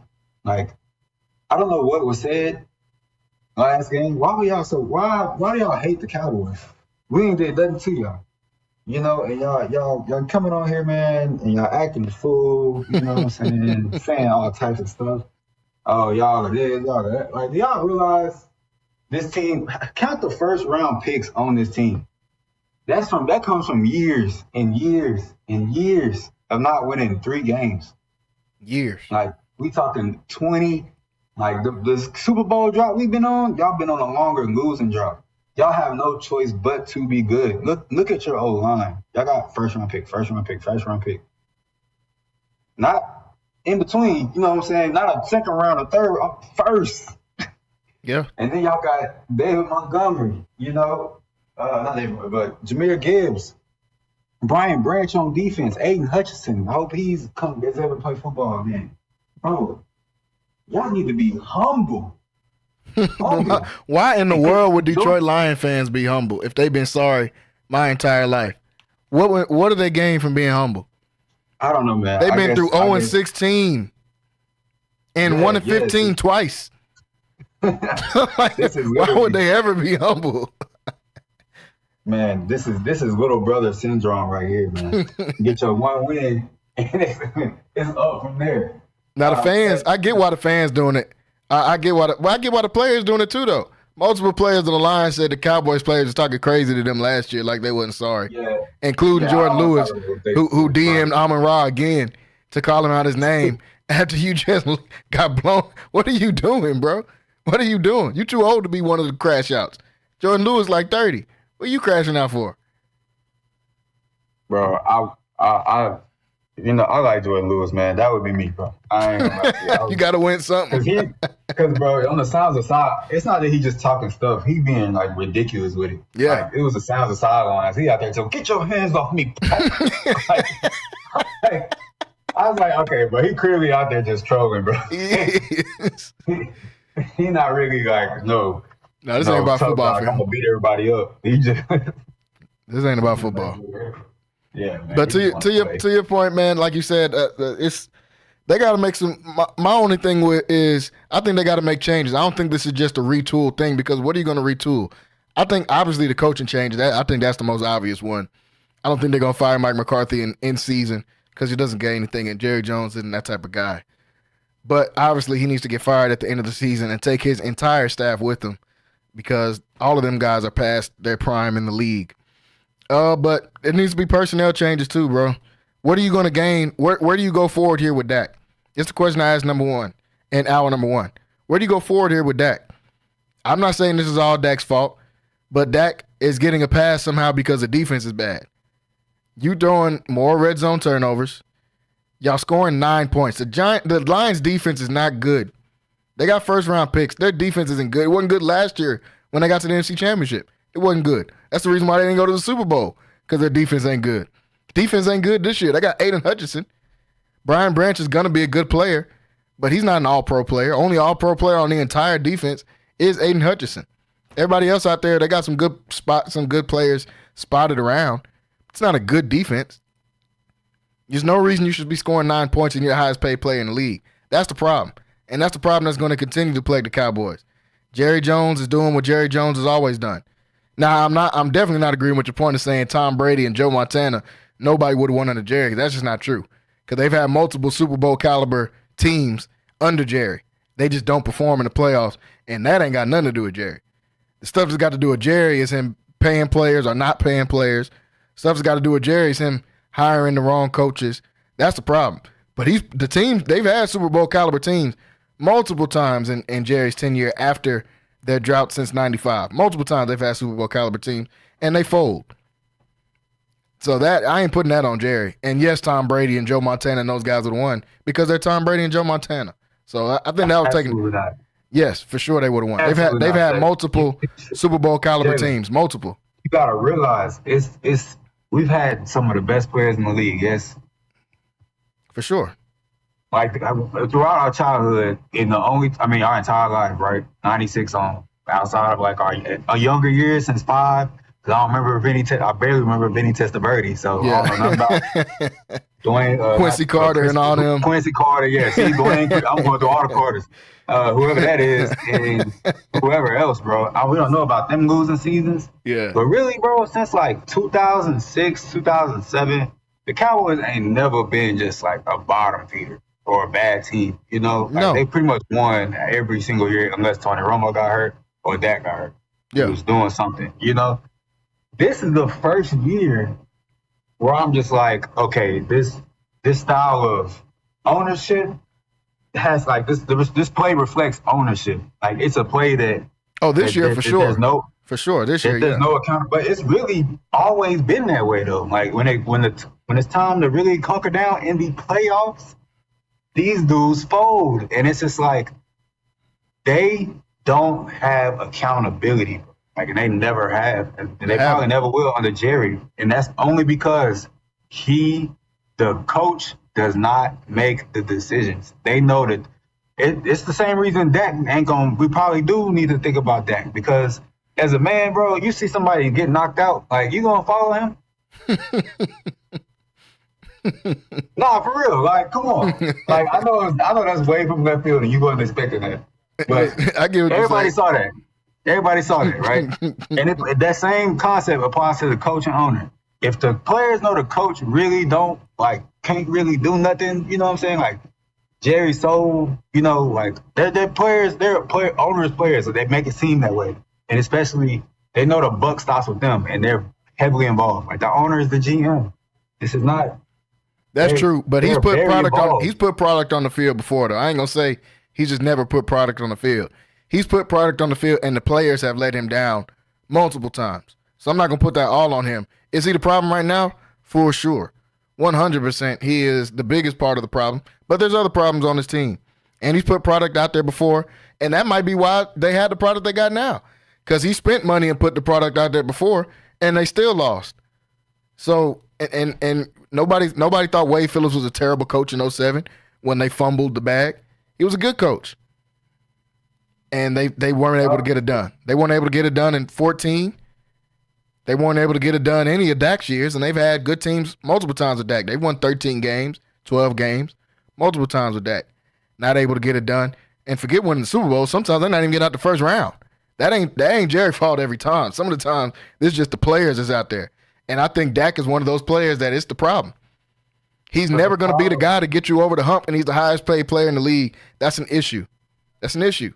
However you look at it and you want to put Dak or wherever you put him, we know he's not that guy, and he's the highest paid player in the league. That's an issue.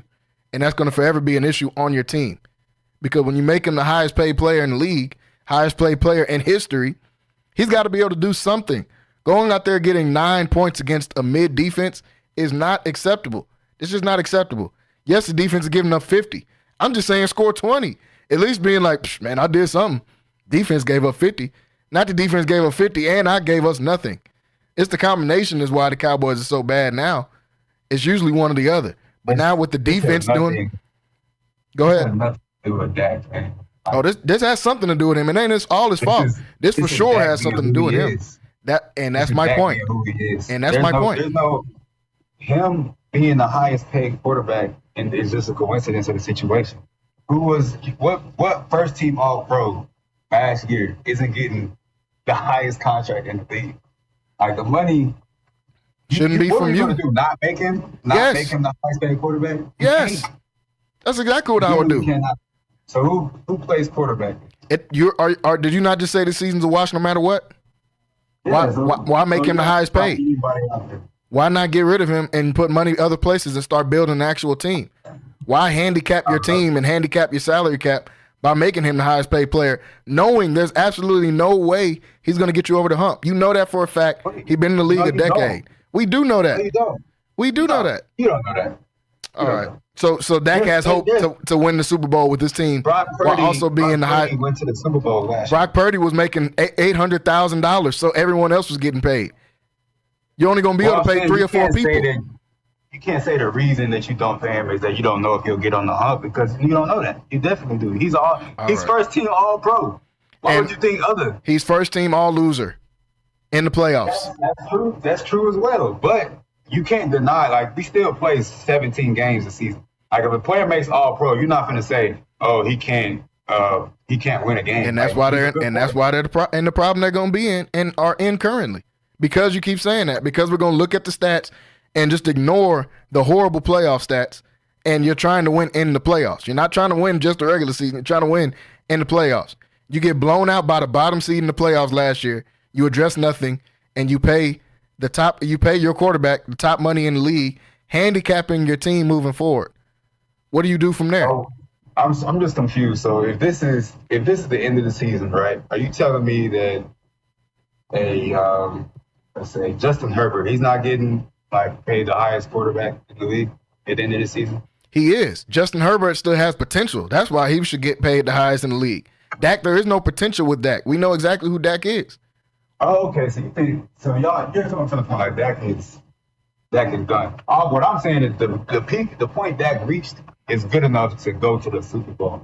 The problem is not Dak. You can win with Dak, but if you're gonna say the problem is they didn't address the situation, the necessities of the team, how they should have, and that falls on ownership. That does, but you're not going to be able to address the issues on the team when your 2 guys on offense are making $100 million to start. That's $100 million of the salary cap to start the season. We're already at $100 million. Then you pay Diggs. Now you finna have to pay Micah too. So what you going to be at $200 million by the time we get done doing that? Then who are you going to pay? I think the person that leaves is going to be Michael, because he's probably the most replaceable. But I think you can pay your quarterback and the receiver. I know it's probably not, but nah, man, because the Chiefs, they got rid of Tyreek. Yeah, but the Chiefs got 15 though. That's the difference. That's the difference. That's what I'm saying. But they got rid of Tyreek and built their team. Yeah, they got 15, but. So you saying we get rid of Dak to start the Shador campaign? Is this what's happening right now? I'm saying start the whoever campaign. I'm not the guy that's gonna just pay a mid quarterback over and over just because he's there. Why not try something else? What are you gonna? You know this isn't gonna work. Why not try something else? Why not try building a team and then you go there with Brock Purdy because you got a Debo and you got a Nick Bosa and you got a whoever. Because they can't build a team. That's what's happening, man. They've drafted players, but you're not going to be able to keep building the team if you draft players and then you pay the mid players, and now you're stuck with mid on top of some more mid. That's what's not going to work. Say we pay Dak, CD, Trayvon Diggs, and Michael, right? Or not Michael, just those 3. You going to pay Michael? Come on, you're going to pay Michael. I don't know because. If they get rid of Micah and keep Dak, then they're done. It's over with. That doesn't make any sense. Nah, man, I'm not gonna go to that far. I think that this is a clear. Dak needs weapons. He's not 15, but he also is good enough to earn that. He earned that contract, and that's just straight up. And if you're gonna leave him, if you think we gotta go to a different direction.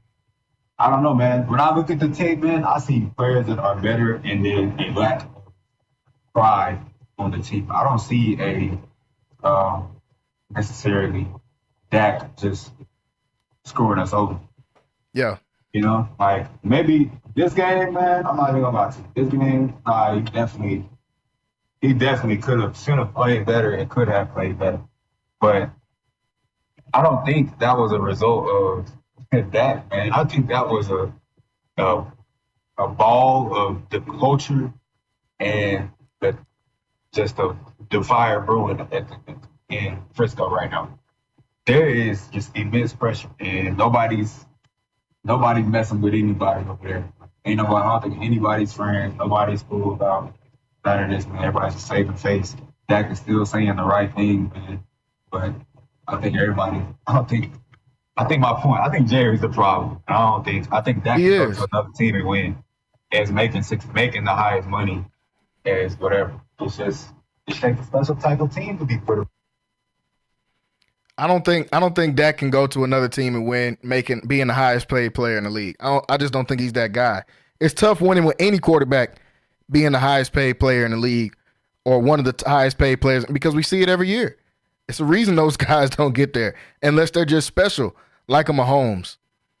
It's the reason they don't. It's the reason more teams go with a mid-paid quarterback and the rest of the team is good. It's the reason of that. Well, the 49ers have proved it for the last 6 years. So giving Dak all that money, handicapping your team, knowing he's not going to get you, you said not knowing, but in my eyes, knowing because he's been in the league a decade, he's not going to be the guy to get you over the hump. He can get you to the hump. He ain't going to get you over the hump. He'll get you to the playoffs. He's not going to do anything in the playoffs, whether he has weapons, whether he has a running game, whether he has whatever, because he's had these things. He ain't just get here. He's had weapons. He's had running game. He's had defense. He's had number one scoring defense multiple times. They had defense that created turnovers. They had defenses that kept Super Bowl caliber teams to 17 points. And who's the guy that doesn't deliver? It's this common denominator, and it's number 4. So that's my only issue with it. But like you said, it's not all his fault. Ownership is definitely the problem. But there's other people that have problems too. It ain't all just on one person. And Dak is one of those people that it is the issue, unfortunately. He can have top 5 seasons and do the things that he's done, all pro like he did last year, and come out here this year and just be mid. Right back to mid. So Cowboys in a tough situation, especially with the schedule they have coming up. Shout out to some of the people in the chat on YouTube. They said you need a new coach, offensive coordinator, and a new defensive coordinator, which is true. You probably do need all 3. They said give a backup quarterback a shot. What do you have to lose? Now Trey Lance is terrible. I don't know about giving the backup a shot with Dak on the team, but I think with Dak off the team, not eating up $60 million, what do you have to lose if you're going to go 8-9 like you are this season anyway? So Dallas probably got big changes coming at the end of the year. Folks, we want to take one last break.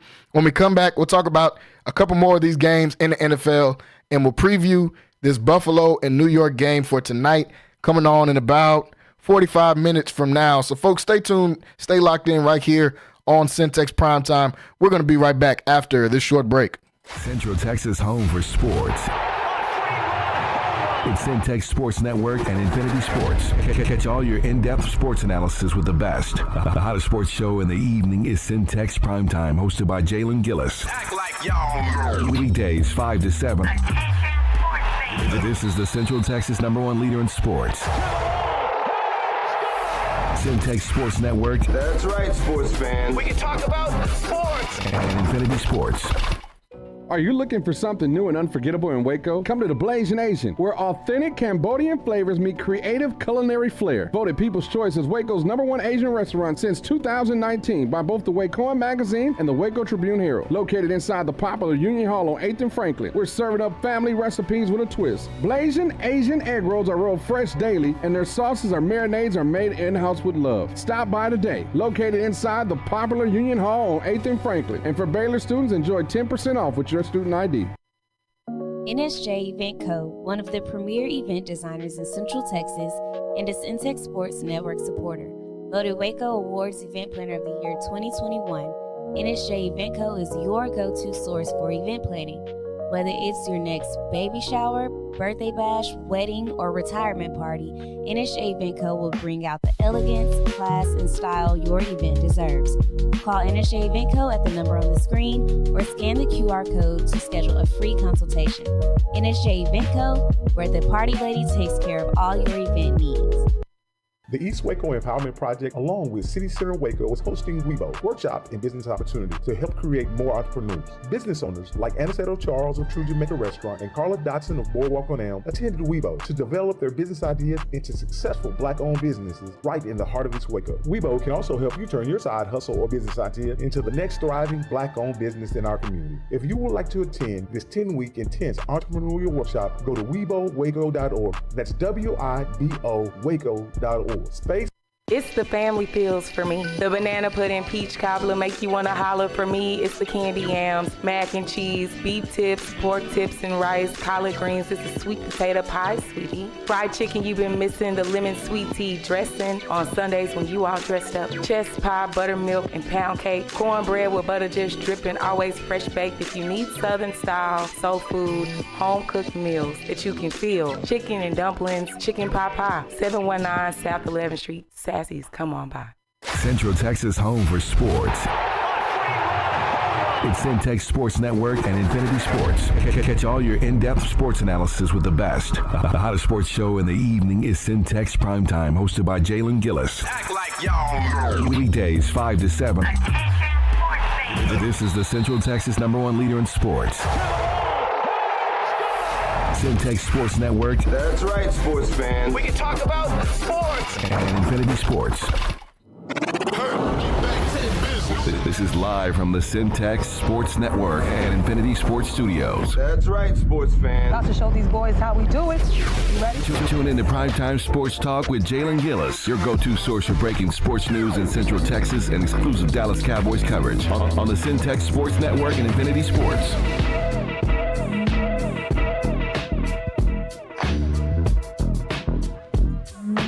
What's going on? Welcome back, everybody, into Centex Prime Time. Last stretch here of the show on this beautiful Monday evening. Hope everybody's having a great day out there today. Well, folks, we got done talking about the Dallas Cowboys once again and their mishaps from this past weekend. We've got a chance to talk about college football and the crazy weekend that we saw. This past weekend in college football. And we've got to talk about some of these other teams in the NFL. I want to touch on a couple more of these teams while we have a few minutes here left. And also got to touch on the Jets and the Bills playing in about 45 minutes. That is slated to be a good game on Monday Night Football. We have coming up, still here joined by Kyrell Gibson as we go through this last few minutes here on the show today. So, Sunday got started off with Caleb Williams and the Chicago Bears going to London, taking on the Jacksonville Jaguars, who have been just a complete and utter disappointment, honestly, so far this season. That's a team I thought would at least compete in the AFC South, and the only thing they're competing for right now is the #1 pick. But since we're talking about #1 picks, Caleb Williams really did his thing, man, to start the NFL Sunday off, blowing out the Jacksonville Jaguars 35-16 in a win for the Chicago Bears. Caleb Williams goes 23 for 29, 226 yards, 4 touchdowns. DeAndre Swift finally gets it going. He had 17 carries, 91 yards, and a touchdown. Caleb Williams also had 56 yards rushing in this game. Keenan Allen finally got in the end zone for the first time this year. Got 2 touchdowns yesterday as well. Kyrell, what do you think about Caleb Williams and the way he's performed? You were one of the only ones on the Caleb Williams train like that, or not the Caleb Williams train, the Bears train. You thought the Bears had a chance to win this division. Now they're sitting at 4-2 in the division. Yeah, they're in here with Detroit, but they're ahead of the Green Bay Packers, which most of us didn't think they would be. So what did you think about this win yesterday for the Chicago Bears? Yeah, man, it was a good win. I wasn't too impressed. I was more just like feeling bad for Trevor Lawrence because dude threw like 4 or 5 touchdowns yesterday, and they dropped all of them. And that was a story the last like 2 seasons. Yeah, you know. And hey, man, yeah, we might have to start like a Save Trevor Lawrence campaign, but I don't think he's horrible like a lot of people think. I don't think he's terrible. I think that team is terrible. You know, I'll definitely have him over here, you know. But yeah, if that's, you know, I was one of the people. Well, you know, just talking about Caleb Williams and the Bears, man. I picked these dudes because they had a decent defense, and they were going to get better this year defensively. You know, same system and everything. So I'm just, you know what, you add a actual good quarterback into, you know, no slight at Justin Fields, but you know he needs some arm side. But man, Caleb Williams is a talented thrower of the football, so I just look at all them receivers. I'm like, okay. Yeah, they gave him way more weapons too. We got to say that too. They gave him way more weapons than what Justin Fields had. Nah, he's better than Justin Fields. He is. I'm not even debating that at all. I don't think that's close. I'm just saying that in Justin Fields' defense, they did give him a completely different team than what he had them first 3-4 years down there. But you can keep going. Yeah. You're right, man. He gonna be in that. He gonna need great receivers around him. Yeah. But yeah, man, I picked him because of that. You know, I partly didn't want to be a bandwagon. Well, not a bandwagon. Just thought I was trying to get the line. I don't like that. So it was. Obviously. Everybody. But yeah, man, that was a good game for him. I'm still thinking that it's gonna be him, CJ. Who's other new age quarterbacks? I think that's like the new gen, definitely of guys that's like going to be good for a long time. Jaden Daniels. Jaden Daniels as well. Why? Doesn't he kind of look like a Doug Williams? You said, doesn't he look like a what? He kind of resembles Doug Williams. Doug Williams, come on. Isn't that kind of coincidental? You know? That boys don't look that alike. I mean, come on, bro. You put one of them old time Hiltons, that dude gonna turn into Doug Williams. But yeah, man, Jaden Daniels. I'm excited about the Bears. I think unless the Lions take off, which I think they won't, because you know it seems like after teams when they Super Bowl playing the Cowboys, they fall off, right? So you know that's why I was saying be humble, but you never know what's coming. But anyways, New Orleans, and you know I don't want to change the subject or nothing, but yeah, man, Caleb Williams is gonna be a dog. He that's not the problem. Like I can tell he just like need to adjust his speed. You know, like he got to adjust it because he was running around playing look like kindergartners. Now he threw a couple picks with kindergartners, but you know that's what he looked like. He was at the park like the 18th, like a grown man playing with a bunch of elementary kids. That Peyton Manning video comes to mind. Like, oh yeah. But yeah, man, I'm excited about their season because I want to be correct. Not only, I don't think you were a non-believer, but it's somebody I know. Yeah, this is a dude I work with, man. He's a non-believer in Caleb Williams. I don't know why he don't like that, man, but yeah, and I know every year I think we told this dude Caleb Williams has been good. Same dude, he told me he don't want Calvin Ridley on the team, man, because of all that stuff that comes along with it. I was like, what, gambling? Yeah, boy, come on, man. Everybody doing that. The owner's doing that. Everybody doing that. He ain't gonna sell, man. He just gonna, you know, when it's time to turn up, it's good. Yeah, he was betting the overs. I gave him some credit. He was betting the overs. Hey, the game plan not for me this week, man. Chill out. Nah, the crazy thing is Chicago is 4-2, which is one of the better records in the league, and they're in 4th place in the division. I mean, we ain't giving enough credit to the NFC North, man. NFC North is loaded right now.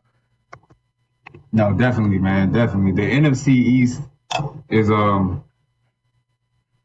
yeah, the NFC East is, I don't even know, man, but it's not the North. That's not the, I knew I paused for a reason. Oh, yeah, man, the NFC East is what it is. The NFC North is definitely the class. But the NFC South, fake demons. Fake demons, bro. I'm telling you, like the Bucks, like the Lions was just off that game, man. You know, and I don't really think. First of all, I think Vita Vea is like a big Superman for them. Pretty much like Band-Aid is what I'm trying to say. But yeah, man, the NFC South is fake demons, bro. Like, is Carolina that bad with Andy Dalton, or that good with Andy Dalton, or are the Falcons like playing around, dude? Like, I don't know how to judge the Falcons. I have no idea how to judge the Falcons. The Saints are bad. Now, I know how to judge them. They're bad. I know how to judge them. Yeah, but that means that got to mean what the Cowboys is, then, man. Yeah, that's the problem. You know what I'm saying? Like, are those good wins? You know what I mean? So, no, it don't look like it. It looks like those are easy wins. No. Man, yeah, Caleb Williams might find his way into the host, man. Like, you gotta pay attention to that. That's correct. I mean, all three teams. They're obviously going to have one of the top teams that are going to win the division, but the three wild card teams might all make the play. Might all come from the NFC North, which is the crazy part. If Tampa Bay and Atlanta, that'll be interesting going forward. But Seattle and San Francisco are already tied at 3-3. I think they're only going to get one team. The NFC East for sure is only going to get one team. So NFC North might represent all the team, which is crazy to think. I mean, obviously, as the season progresses, they're probably going to beat up on each other some more. But NFC North balling right now. And you say you're not a believer in the Bucs. I still got the Bucs over the Falcons. Yeah, the Falcons beat them in that game, but it was some comeback stuff, and Kirk Cousins threw for 500 yards. Like, he ain't throwing for 500 yards no more. I'm not out on the Bucs yet. I think the Bucs are actually a pretty good team. I think they got multiple weapons. Their defense can be decent at times. The Saints, they're terrible. But shout out Spencer Rattler, because he ain't played that bad yesterday. And getting his first start, and then had to play against the best team in your division possibly in the Tampa Bay Bucs. So shout out to him, but the Saints, they're done. I think San Francisco is going to get it together, and the NFC East is probably only going to get one team out. Since we're talking about the NFC East, I'll go to them before we talk about this Jets and Bills game tonight. Philadelphia, they get they screech out a win against Baltimore. Against Cleveland, a team that we've all decided is not good. Even though they're talented, they're not good. They're 1-5 on the season. Philly scores late to be able to take the lead against them. Jalen Hurts does look better now that A.J. Brown and Devontae Smith are back out there. But you still squeak by a win. And I know a win is a win in the NFL. Every win is difficult, supposedly, in the NFL. But you squeak out a win. Jalen Hurts looks a little bit better, since he's got both his number ones back with A.J. Brown and Devontae Smith out there, who both scored. A.J. Brown, 116 yards, 6 catches and a touchdown. Devontae Smith, 3 catches, 64 yards, and a touchdown. Jalen Hurts wasn't turning the ball over like that. And the defense, I'm not going to talk about the defense because it's easy to look good against the Cleveland Browns on the defensive side of the ball. Deshaun Watson, just same Deshaun Watson. You get sacked 5 times, 16 for 23, 168 yards. I know he's making all that money, but why are y'all putting your team through this? Just bench the guy. Give your team some type of hope. Make it fun for them to show up at work. Like, it's just hard to even watch this. And I'm disappointed in the Eagles for even having a game this close. Should have been a blowout, but it wasn't. And after the game, or towards the end of the game, you see Nick Sirianni turning around, arguing with fans. Not opposing fans, with his own team fans. They're at home. He's arguing with Philadelphia fans. So I know you're a Cowboys fan, Kyrie, and you like to talk about Eagles fans. What is wrong with Nick Sirianni? Something's just off about that dude. Something's just not right. Fans. Fans. I don't even like Nick Sirianni, but if it's against the fans, they horrible. They are terrible. Horrible. That's how Philly is, though. If you've never heard the Bill Burr rant on Philadelphia when they was trying to boo all the comedians off stage, please go watch that, because that's a perfect description of Philadelphia. Yeah, man, I don't know what's wrong with Nick Sirianni, man. He's just weird. Yeah, like, come on, man. I don't know what's going on there. It's definitely, I don't know. Everything just feels like some type of 80s bully, but he's actually too small to bully anybody. I don't know. It's just weird. It's a weird concept. I've never seen that before. Yeah, head coach, man. Head coach. I don't know, bro. They look good though. I'll give you that, man. They got to get a win. Cleveland sucks. So I'm not gonna say the Eagles don't suck. But I will say good job for winning the game, man. Jalen Hurts does look better with A.J. Brown and Devontae Smith, two studs on the outside, Do you want to talk about a team that quarterback isn't going to get them over the hump as far as winning the ball? He sure. That's the same situation. But exact same. Just less money. Saquon Barkley, ladies and gentlemen, you feel me? There is not anybody. That's why these dudes need to have a running back, man. Even if it's Tony Pollard, I'm not trying to talk about the Cowboys, man. But I will say, yeah, man, they not. Now they can put it together. I could definitely see them getting hot and winning a couple playoff games. They're not gonna win that game, but I can definitely still see them beating any of these teams if they figure it out on defense and play smart with Jalen Hurts. Just because they have so many weapons, just get the ball in their hands. Same thing with. I feel the same way about him as I feel about Brock Purdy. As long as he do his job, they can win games. But he's never gonna be a god to me. That I'm just Jalen Hurts brought this team all the way back. He's so amazing. It's gonna be the Eagles come. Exactly. And that's I'm on everything. If you listen and I sound biased, I promise you that's just that is my God honest. That's just the truth. It ain't just your truth. That's just the truth. Jalen Hurts is not going to be the guy to make you win every game. You put it perfectly. If he plays within the system like he did when they had Shane Steichen, they're going to go to the Super Bowl, and they had a chance to win that Super Bowl. He's just not going to get you over the hump for sure. He's not that guy.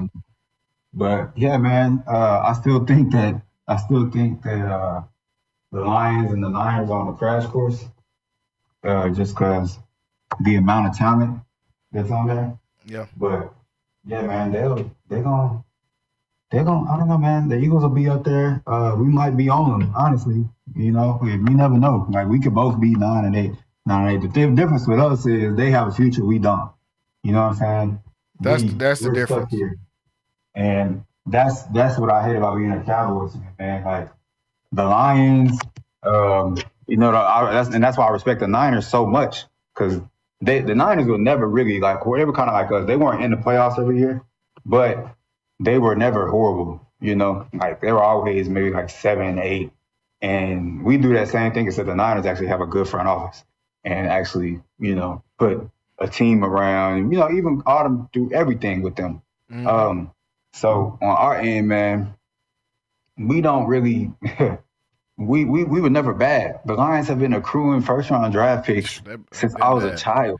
Yeah, and this is the first batch where they have actually put it together. So it's not like y'all was devoid of talent, bro. Y'all had the cream of the crop every year. Matthew Stafford, Megatron. Y'all had top three draft picks. No. They kept getting top 3 draft picks, but they were just drafting. They were just drafting terrible. So that's their fault. There were studs up there and y'all missed. But this is the first batch that y'all kind of put it together and celebrate. Cool. But remember that fire y'all went to, man. Went through. That was poor. Our way is much more honorable. We're gonna win games, man. We may not win the big game, but Jerry was gonna keep us in the mix. There's no upside to it though. I guess it's honorable. It's just no upside.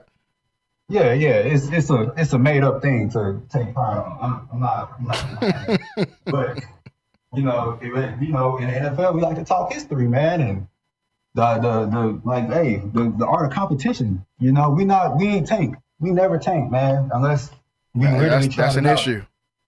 Yeah, machine. But this is back to the philosophy, man. Where do you reside? Are you the process type person, or do you want that stuff? But whatever, man. The Eagles are good.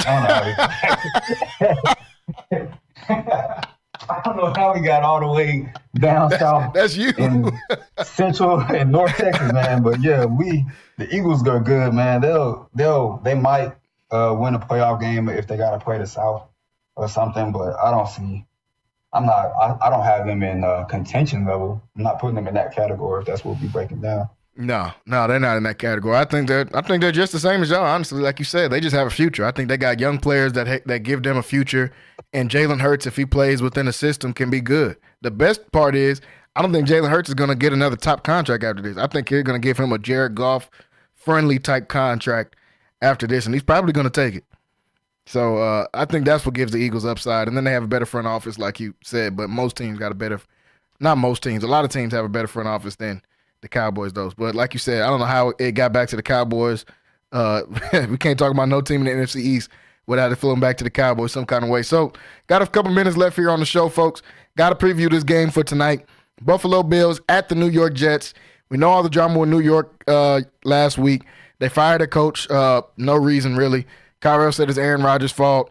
Everybody had an opinion about whose fault it is. It's everybody's fault.